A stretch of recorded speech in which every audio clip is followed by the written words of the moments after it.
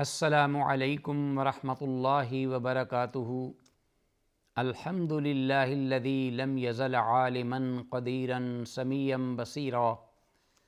والصلاة والسلام علی من ارسل شاہدا ومبشرا ونذیرا، اما بعد فاعوذ باللہ السمیع العلیم من الشیطان الرجیم من ہمزہ ونفخہ ونفثہ،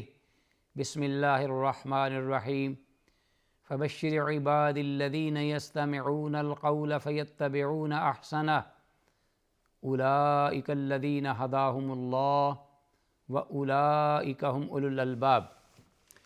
ناظرین، پیش خدمت ہے پروگرام صوت ہادی، اور اللہ کی بارگاہ میں دعا ہے کہ اللہ تعالیٰ اس پروگرام کے ضمن میں ہونے والی گفتگو کتاب اللہ سنت رسول اللہ صلی اللہ علیہ وسلم کی تعلیمات کی روشنی میں صحیح طور پر سننے، سمجھنے اور پھر عمل پیرا ہونے کی توفیق کامل مرحمت فرمائے۔ اللہم ارنا الحق حقا وارزقنا اتباعہ وارنا الباطل باطلا وارزقنا اجتنابہ، آمین یا الہ العالمین۔ ناظرین، آج کی اس نشست میں ہمارے زیر مطالعہ جو حدیث رسول صلی اللہ علیہ وسلم ہے، وہ اس گزشتہ پروگرام میں ذکر کردہ بقیہ حدیث کا حصہ جو ذکر کرنے سے رہ گیا تھا، اور ہم نے وقت کی قلت کے باعث معذرت کرتے ہوئے اس پروگرام کے لیے اس کو رکھا۔ آج انشاءاللہ سب سے پہلے ام المومنین حضرت عائشہ رضی اللہ تعالیٰ عنہ سے مروی اس حدیث کو مکمل کرتے ہوئے پھر آئندہ دیگر احادیث کی طرف آئیں گے۔ میں چاہوں گا کہ سابقہ پروگرام میں ہونے والی گفتگو اور آج کی گفتگو میں باہمی ربط پیدا کرنے کے لیے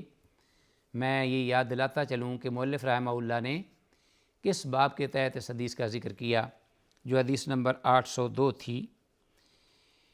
کہتے ہیں کہ باب بیان ان السعی بین الصفا والمروہ رکن لا یصح الحج الا بہ، کہ صفا مروہ کے درمیان حاجی یا عمرہ کرنے والے دونوں کے لیے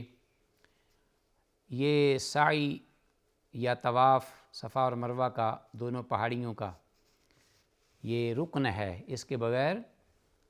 حج یا عمرہ مکمل نہیں ہو سکتا۔ اور قرآن مجید میں اس بارے میں جو ذکر ہوا ہے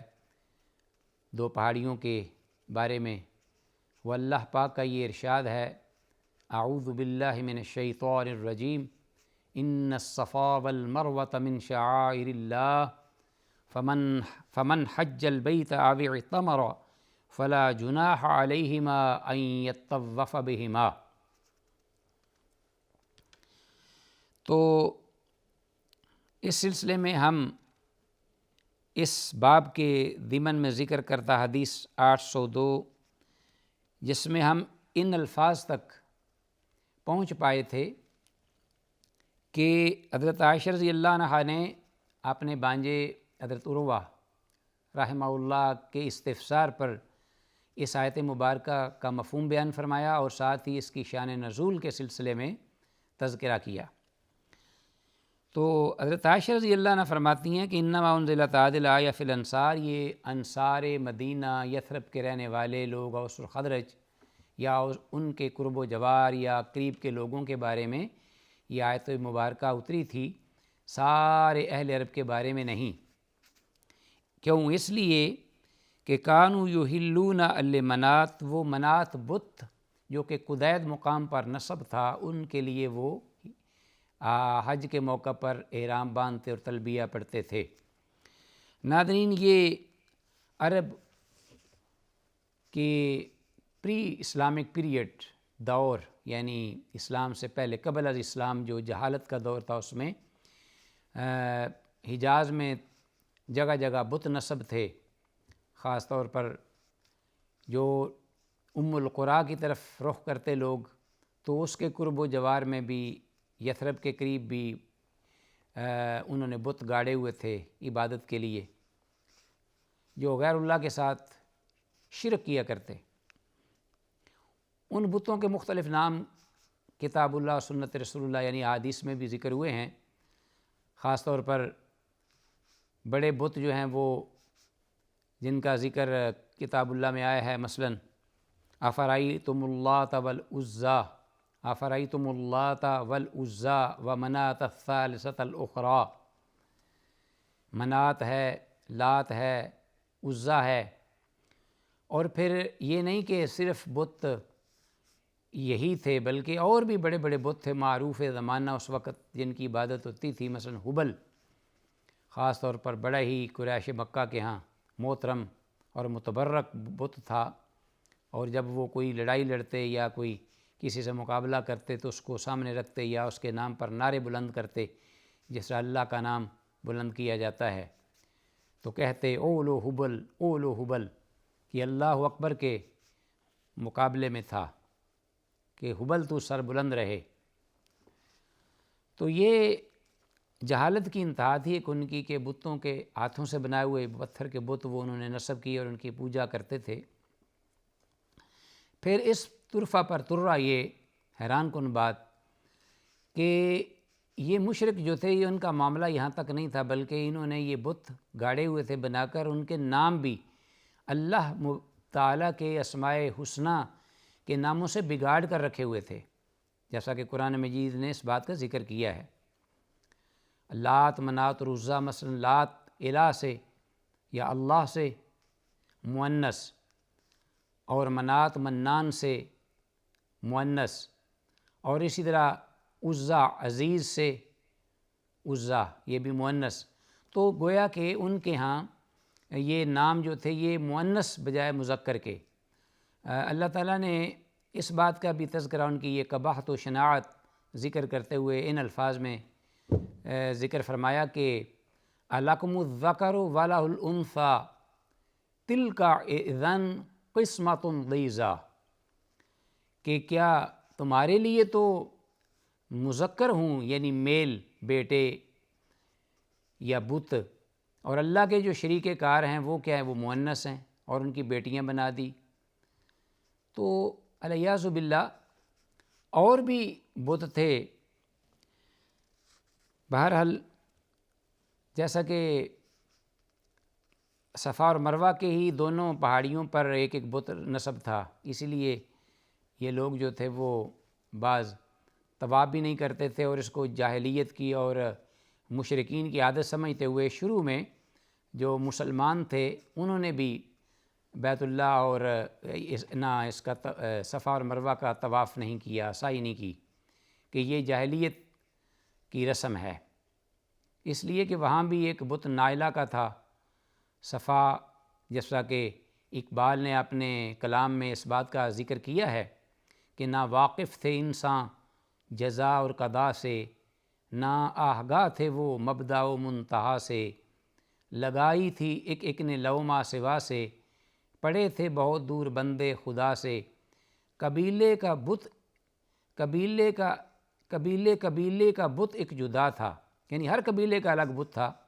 کسی کا حبل اور کسی کا صفا تھا، یہ عزیٰ پہ وہ نائلہ پر فدا تھا، اسی طرح گھر گھر نیا ایک خدا تھا۔ تو علامہ اقبال رحمہ اللہ نے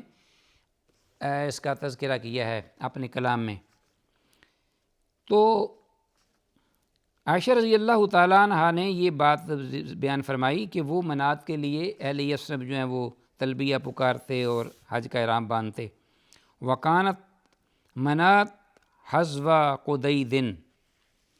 منات جو بت تھا یہ قدید مقام جو ہے اس کے بالمقابل، یعنی وہاں قرب و جوار میں یہ گاڑا ہوا تھا، نصب تھا، اور ایک عام شاہراہ تھی وہاں مکہ اور مدینہ کے مابین، آج بھی رستہ ہے اور وہاں یہ وادی آتی ہے، جانے والے دیکھتے ہیں۔ تو وہ لوگ جو ہیں وہ وہاں جا کر اس کی پرستش کرتے، عبادت کرتے۔ وَكَانُوا يَتَحَرَّجُونَ أَن يَطَّوَّفُوا بَيْنَ الصَّفَا وَالْمَرْوَةِ، اور یہ لوگ جو انصار تھے یا اہل یثرب یا ان کے قرب و جوار والے، یہ بڑا ہی حرج محسوس کرتے تھے، تنگی محسوس کرتے تھے کہ منات کے لیے ہم طواف کریں، منات کے لیے ہم تلبیہ پڑھیں اور پھر ہم وہاں جائیں صفا اور مروہ کے درمیان، اور ان کے قریش کے جو اہل مکہ کے رکھے ہوئے بت ہیں ان کو بھی جا کے ان کی عبادت کریں اور وہاں جا کر ہم طواف کریں۔ تو اس پر حرج محسوس کرتے۔ فلما جاء الاسلام، حضرت عائشہ رضی اللہ عنہ اپنے گفتگو کا بقیہ حصہ بیان فرماتی ہیں کہ جب اسلام آیا، سألوا رسول اللہ صلی اللہ علیہ وسلم عن ذلک، تو اسلام کے اوائل میں اہل ایمان جو مسلمان تھے انہوں نے بھی جاہلیت کی یہ رسم سمجھ کر مشرکین مکہ کی تو صفا اور مروہ کا طواف کرنے سے گریز کیا، لیکن سوال کیا اللہ کے رسول سے۔ تو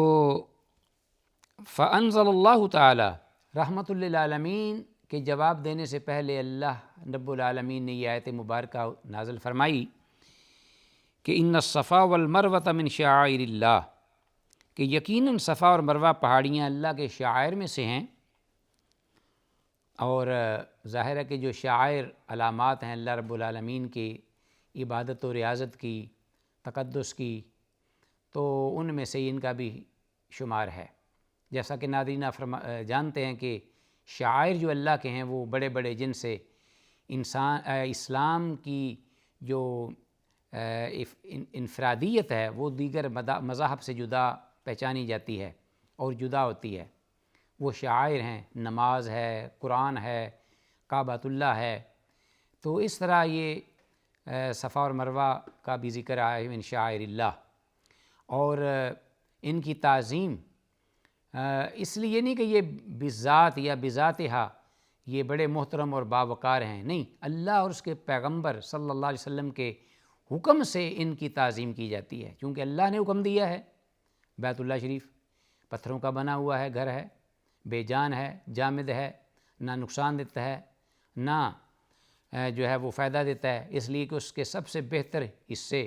حجر اسود جو جنت سے آیا تھا اس کے بارے میں حضرت عمر رضی اللہ عنہ نے یہ بات فرمائی تھی کہ وہ نہ نقصان دیتا ہے نہ فائدہ دیتا ہے، لیکن اللہ نے فرمایا کہ وہ اللہ کے شاعر میں سے ہے، اس کی طرف منہ کر کے نماز پڑھو۔ تو لہٰذا تعظیم اور اس کا تقدس وہ اللہ کے حکم سے، اور پھر رحمت للعالمین نے اپنے عمل سے، اپنی سنت طاہرہ سے یہ عمل جو کیا، جس طرح کیا، تو ان کی تعظیم پیغمبر کی سنت پر عمل کرتے ہوئے ہے، تو ہم اس لیے ان کو قابل احترام سمجھتے ہیں۔ ان الصفا والمروہ من شعائر اللہ، اللہ کے شعائر میں سے۔ تو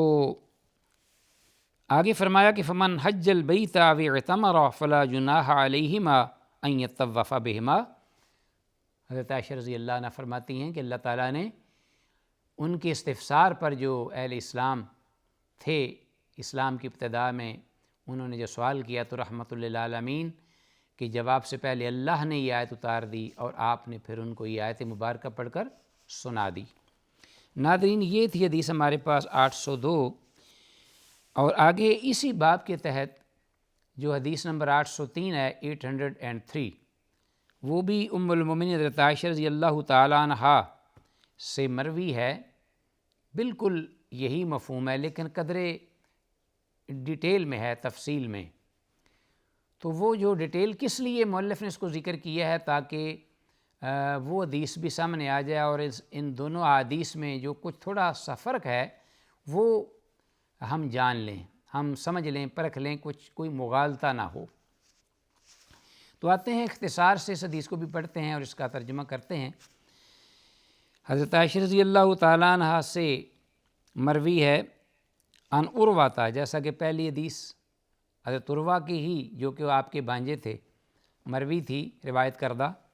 کہ انہوں نے سوال کیا تھا، قال سألت عائشہ رضی اللہ عنہا، میں نے اپنی خالہ محترمہ حضرت عائشہ رضی اللہ تعالیٰ عنہ سے استفسار کیا، سوال کیا، کس بارے میں؟ کہ ارأیت قول اللہ تبارک و تعالی ان الصفا والمروۃ من شعائر اللہ فمن حج البیت او اعتمر فلا جناح علیہما ان یطوف بہما۔ تو فرماتے ہیں کہ میں نے اللہ کے اس فرمان کے بارے میں اپنی خالہ محترمہ سے سوال کیا کہ میرے ذہن میں جو مفہوم ہے اس آیت مبارکہ کا جو میں سمجھاؤں وہ یہ ہے کہ جو شخص حج اور عمرہ کرنا چاہتا ہے اور حج اور عمرے کے دوران اگر وہ طواف نہ بھی کرے صفا اور مروہ کا یا سعی نہ بھی کرے تو اس پر کوئی گناہ نہیں، اللہ نے فرمایا ہے کہ فلا جناح علیہ ان یطوف بہما۔ تو قالت بیس ما قلت یا ابن اخی یا ابن اختی، کہ اے میرے بھانجے یہ آپ نے کوئی اچھی بات نہیں سوچی، یعنی اس کا مفہوم آپ نے صحیح نہیں لیا بلکہ خراب مفہوم لیا آپ نے اس آیت مبارکہ کا، یہ معنی نہیں ہے۔ حضرت عائشہ رضی اللہ تعالیٰ نے پھر خود فرمایا کہ اس کا مفہوم کیا ہے۔ اس سے ناظرین یہ بھی پتہ چلتا ہے کہ ام المومنین حضرت عائشہ رضی اللہ تعالیٰ عنہ کی جو بصیرت تھی یا جو علم تھا شرعی علم، اس سے نہ صرف یہ کہ امت کی خواتین مستفید ہوا کرتی تھیں بلکہ امت کے بڑے بڑے جلیل القدر جیسا کہ حضرت ابو موسیٰ اشعری رضی اللہ تعالیٰ عنہ جیسی ہستیاں، کہ جب بھی ہمیں کوئی مسئلہ درپیش ہوتا یا مشکل پیش آتی تو ہم عائشہ رضی اللہ تعالیٰ عنہ کی طرف رخ کیا کرتے تھے، تو وہ اکثر و بیشتر اس مسئلے کو سلجھا دیتی۔ اب یہاں یہ بڑے ہی جلیل القدر اور عظیم ہستی ہیں حضرت عروہ بن زبیر بن عوام، کہ جو اس آیت مبارکہ کے مفہوم کے بارے میں استفسار کر رہے ہیں، اور اس کا جو فائدہ ہے وہ ہو رہا ہے قیامت تک آنے والی امت مسلمہ کو، خواتین و حضرات سمیت۔ کہتی ہیں کہ ان هذه الآیہ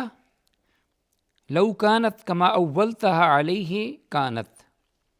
کہ ہے میرے بانجے اگر اس کا مفہوم اس آیت کا یہی ہوتا جس طرح کہ تو نے سمجھا ہے،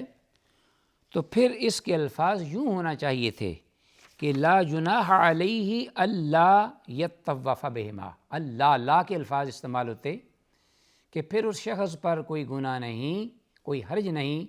کہ وہ طواف چھوڑ بھی دے، یعنی صفا اور مروہ کا طواف نہ بھی کرے، اللہ یطوف بہما۔ تو لا کا چونکہ ذکر نہیں ہے تو اس لیے اللہ رب العالمین نے یہ اس سوال پر یہ فرمایا تھا جو کہ لوگوں نے سوال کیا تھا ابتدائی اسلام میں، کہ چونکہ یہ ایک جاہلیت کی رسم سمجھتے تھے ہم ان کا طواف، تو اب ان کا طواف کیا جا سکتا ہے کہ نہیں؟ تو رسول اللہ صلی اللہ علیہ وسلم نے یہ آیت مبارکہ پڑھی اور اس کا مفہوم سمجھا دیا کہ اب